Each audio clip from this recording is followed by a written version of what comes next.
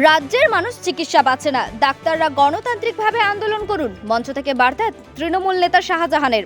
আর.জি. কর হাসপাতালের চিকিৎসক তথা ছাত্রীকে ধর্ষণ এবং খুনসহ 14ই আগস্ট অশান্তি সৃষ্টিকারীদের শাস্তি চেয়ে মঞ্চ বেঁধে অবস্থায় আন্দোলনে তৃণমূল কংগ্রেস দলের।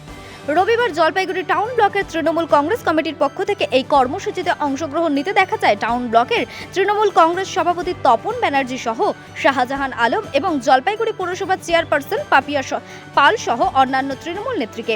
মঞ্চ ছাড়াও উপস্থিত ছিলেন পুরসভার ভাইস চেয়ারম্যান সৈকত চট্টোপাধ্যায়।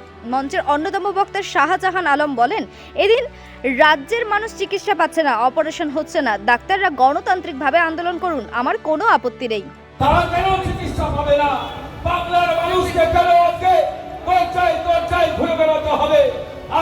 আজকে আন্দোলনের নাম করে আজকে দীর্ঘদিন ধরে তারা আজকে আপনার চিকিৎসা ব্যবস্থার সেবা প্রদান করছেন না। আমরা বড় করে আজকে সেই ডাক্তার নার্সদেরকে অনুরোধ করতে চাই, আপনারা সেই আমাদের গণতান্ত্রিক ভাবে আন্দোলন করবার ইচ্ছা থাকলে করুন, আপনাদেরকে বাধা দেবে না। অপরাধীদের বিরুদ্ধে আপনারা গর্জে উঠুন, আমাদের তাতে আপত্তি নেই।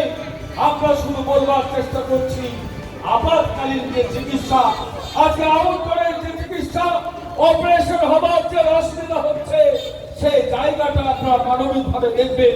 কারণ আপনারা হচ্ছেন সমাজের ডাক্তার, আপনারা হচ্ছেন সমাজের নার্স, আপনাদেরকে ছাড়া আমাদের সমাজ চলবে না। লড়াই সংগ্রাম রাজনৈতিক ভাবে আজকে তৃণমূলের বিরুদ্ধে লড়াই করতে না পারার জন্য রাম বাম আজকে রাস্তায় নেমে কখনো আপনার জাতীয় পতাকাকে নিয়ে আজকে উন্মাদের মতো, সন্ত্রাসবাদীদের মতো আজকে লাঠি সোটা নিয়ে আজকে নিরীহ মানুষের উপর ঝাঁপিয়ে পড়ছে।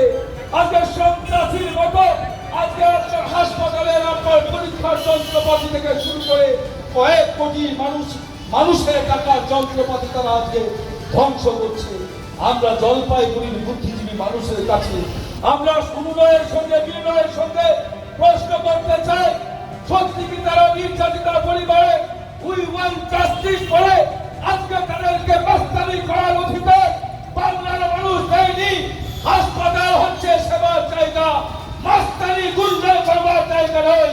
এটাই আমরা সাধারণ মানুষকে আজকে ধর্ণা মঞ্চের মধ্য দিয়ে আপনাদের সামনে আমরা বলবার চেষ্টা করছি।